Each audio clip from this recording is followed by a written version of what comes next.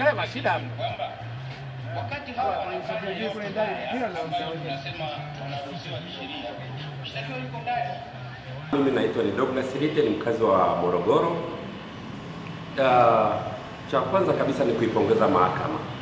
Mahakama imeonyesha utashi wake, imekubali kurusha kesi live, na wananchi kwa ujumla tulikuwa tunafuatilia, wenye simu janja wanapata kwenye simu, na muda mwingine mtu una bando kwa unasikilizia tu kwa watu, lakini imekuwa ni fursa pana. Wananchi ambao yuko kijijini, yuko sehemu ya majumuisho, wamepata fursa ya kuona hii kesi ikiendeshwa live, na nizidi kuisi na kuishauri mahakama isisite wakati inatokea fursa kesi nzito kama hii, ionyeshe live, hata kama sio mwanasiasa kama ndugu yetu Lissu, hapana, hata kwa mtu mwingine, kwa jambo lingine muhimu, irushe mambo kama haya live.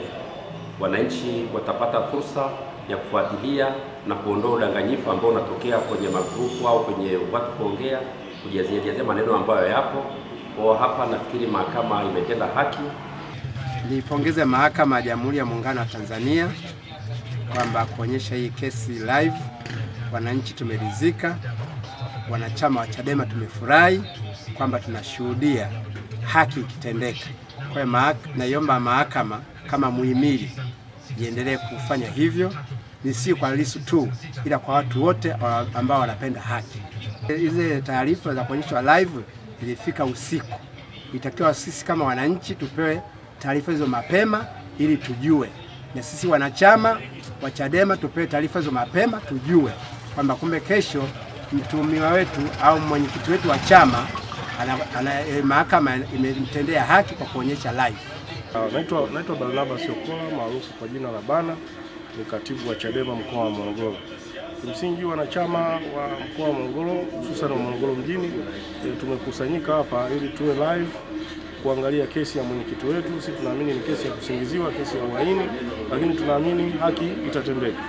Lakini kwa namna ya tukio hili tunavyoonyeshwa live, tunaamini sasa ule unaanza kupatikana na waandishi wanaanza kufanya kazi yao sawa sawa. Kwa tunapongeza kwa kweli, kwa sababu tuko live na tunaona kila kinachoendelea. Kwa ni jambo la kupongeza, maana tumepiga hatua moja kwenye nyanja hii ya uhuru wa vyombo vya habari. Tunashukuru Mungu, leo pia ni tarehe ya kesi ya mwenyekiti wetu wa taifa Tundu Antipas Lissu. Mbali na kesi, lakini sisi hatupo kwenye kesi, tunaangalia mubashara ITV. Wapo wengine wanaopenda kwenda kuangalia moja kwa moja, lakini hata ambao wanaoshindwa kwenda au kupata nauli kutoka mikoa mbalimbali, tunaangalia mubashara.